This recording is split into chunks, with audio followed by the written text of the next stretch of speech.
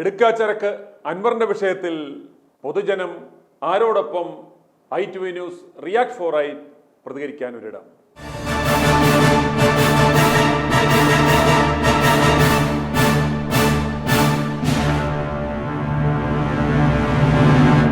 PV Anwar എന്ന രാഷ്ട്രീയ അമേദ്യത്തെ അടുപ്പിക്കേണ്ട എന്ന പ്രതിപക്ഷ നേതാവ് വി ഡി സതീശന്റെ ഉറച്ച നിലപാടിന് കോൺഗ്രസിൽ പിന്തുണയേറുകയാണ്.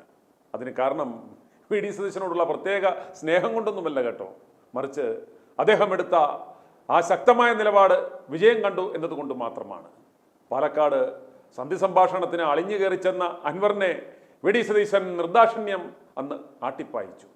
എന്തൊക്കെയോ സംഭവിക്കുമെന്ന് അന്ന് ഉസ്മാൻ രമേശും സരിതാ വേണുഗോപാലും അടക്കം പറഞ്ഞു. പക്ഷേ ഒന്നും സംഭവിച്ചില്ല.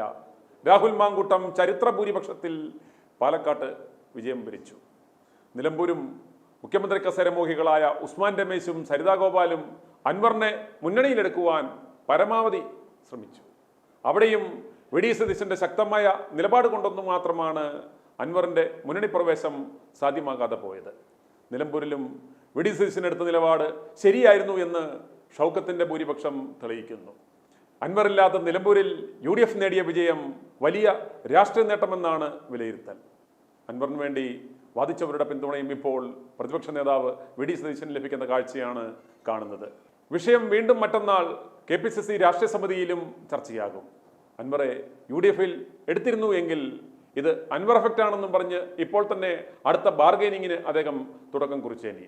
ഇത്രയും എല്ലാം കണ്ടിട്ടും കേട്ടിട്ടും അൻവറെ ചുമക്കുവാൻ നിൽക്കുന്നവരുടെ ഉദ്ദേശശുദ്ധി കോൺഗ്രസ്സുകാർ പരിശോധിക്കേണ്ടതാണ്. UDFൽ ചെറുപ്പക്കാരായ നിരവധി മിടുമിടുക്കന്മാരായ നേതാക്കളുള്ളപ്പോൾ ഈ വരിയുടച്ച അറക്കാൻ കൊടുത്ത വണ്ടിക്കാളയെ തോട്ട് കെട്ടിപ്പിടിച്ച് കൂട്ടത്തിൽ കൂട്ടണം. ആലോചിക്കുക. അൻവറിന് മുന്നിൽ വാതിലടച്ചത് കൂട്ടായ തീരുമാനപ്രകാരമാണ്. ആ വാതിൽ തുറക്കേണ്ടതായ സാഹചര്യം നിലവിലില്ല. ഇനി തീരുമാനം റിവ്യൂ കമ്മിറ്റിയാണ് എടുക്കേണ്ടത്. വിലപേശൽ രാഷ്ട്രീയത്തിന് വഴങ്ങില്ല. ആരുടെ മുന്നിലും കീഴടങ്ങാൻ പറ്റില്ല. പ്രശംസകളിൽ വീഴില്ല. അൻവറിനോട് നോ പറഞ്ഞത് ബോധപൂർവം എടുത്ത തീരുമാനമാണ് എന്നായിരുന്നു പ്രതിപക്ഷ നേതാവ് വി ഡി സതീശൻ അൻവർ വിഷയത്തിൽ നടത്തിയ പ്രതികരണം. അൻവർ എന്ന അമേദ്യത്തിനെ ചുമക്കുവാൻ നിൽക്കുന്ന UDFന്റെ സർവനാശം കാണുവാൻ ആഗ്രഹിക്കുന്ന ഉസ്മാൻ രമേശും സരിതാ ഗോപാലും മനസ്സിലാക്കേണ്ടത് വെറും രാഷ്ട്രീയ ഹിജറയായ അവസരവാദിയായ അൻവറെ ആട്ടിപ്പായ്ച്ചതിന്റെ പ്രതിഫലമായിട്ടാണ് ആര്യടൻ ഷൗക്കത്തിനെ നിലമ്പൂരിലെ ജനങ്ങൾ വമ്പിച്ച ഭൂരിപക്ഷത്തിൽ വിജയിപ്പിച്ചത്. അത് മറക്കരുത്. അൻവർ വെറും സത്തെടുത്ത കൊത്താണെന്ന് ഈ ഉപതെരഞ്ഞെടുപ്പ് വ്യക്തമാക്കുന്നു. അൻവറിന് കിട്ടിയ വോട്ടുകൾ പിണറായിസത്തോടുള്ള ജനങ്ങളുടെ കടുത്ത അമർഷമായി മനസ്സിലാക്കുക. അല്ലാതെ അത് അൻവറിന്റെ ജനപിന്തുണയുടെ ഒരു അടയാളമല്ല. പാല് കൊടുക്കുന്ന കൈക്ക് തന്നെ കൊത്തുന്ന വിഷജന്തുവാണ് അൻവർ. ഈ നാശം വന്നാൽ UDFലെ ആ മുന്നണി സംവിധാനത്തിന്റെ സകല അലൈൻമെന്റും ഇയാൾ തകർത്ത് കളയും. ഇപ്പോൾ തന്നെ ആവശ്യത്തിന് പ്രശ്നങ്ങൾ UDFൽ തന്നെ ഉണ്ടല്ലോ. അതുപോലെ അൻവറിന്റെ സ്ഥാനാർത്ഥിത്വം ഒരു തരത്തിലും UDFന് നിലമ്പൂരിൽ വെല്ലുവിളി ഉയർത്താനായില്ല എന്നത് ബൂത്ത് തിരിച്ചുള്ള വോട്ടുകൾ പരിശോധിച്ചാൽ നമുക്ക് മനസ്സിലാകും. മുന്നണിയിലെടുത്താൽ ആദ്യ പണി ആര്യടൻ ഷൗക്കത്തിനിട്ട് പണി കൊടുക്കുക എന്നതായിരിക്കും ഇയാളുടെ ലക്ഷ്യം. കാരണം വരുന്ന നിയമസഭാ തെരഞ്ഞെടുപ്പിൽ അൻവറിന് നോട്ടമുള്ള ഒരു സീറ്റാണിത്. മുന്നണി സംവിധാനങ്ങളെ വെല്ലുവിളിച്ച് സ്വതന്ത്രനായി നിന്ന് ജയിച്ച ആളുകൾ ഇവിടെയുണ്ട്. ഉദാഹരണത്തിന് നമ്മുടെ PC ജോർജ് 3 പ്രബല മുന്നണികളെ വെല്ലുവിളിച്ച് ഇയാൾക്ക് ജയിക്കുവാൻ പറ്റിയിരുന്നു. ഇത് വെച്ച് നോക്കുമ്പോൾ വെറും 10% വോട്ട് പിടിച്ച അൻവർ അവിടെ കിടക്കുന്നു. ആ അൻവറിനെ നിങ്ങൾ എന്തിനു ഭയക്കണം? അതുമാത്രമല്ല, അൻവറിന് അല്പമെങ്കിലും സ്വാധീനം ഉള്ളത് നിലമ്പൂർ മാത്രമാണ്. ബാക്കി എവിടെ പോയാലും 100 വോട്ട് ഇയാൾ തികച്ചു പിടിക്കില്ല എന്നത് ഉറപ്പാണ്. ഈ നിലയ്ക്ക് UDFലെ കസേരമോഹികളായ ഉസ്മാൻ രമേശിന്റെയും സരിതാ വേണുഗോപാലിന്റെയും സ്വാർത്ഥ താല്പര്യാർത്ഥം അൻവറെ എടുത്താൽ കേരളത്തിലെ പൊതുസമൂഹം UDFനെതിരാകും എന്നതാണ് വിലയിരുത്തൽ.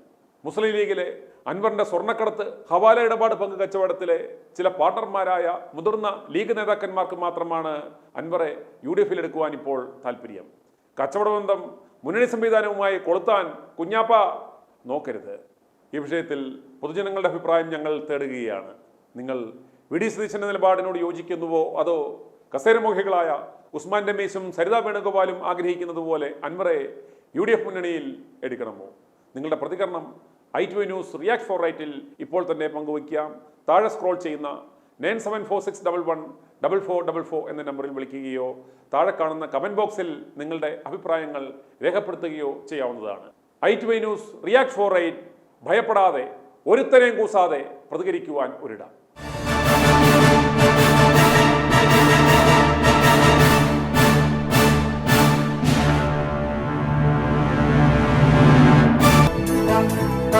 i2i News, an eye for truth. i2i News subscribe ചെയ്തിട്ടില്ലാത്തവർ ഇപ്പോൾ തന്നെ സബ്സ്ക്രൈബ് ചെയ്യുക. നോട്ടിഫിക്കേഷൻ ലഭിക്കുവാൻ ബെൽ ബട്ടണും അമർത്തുക.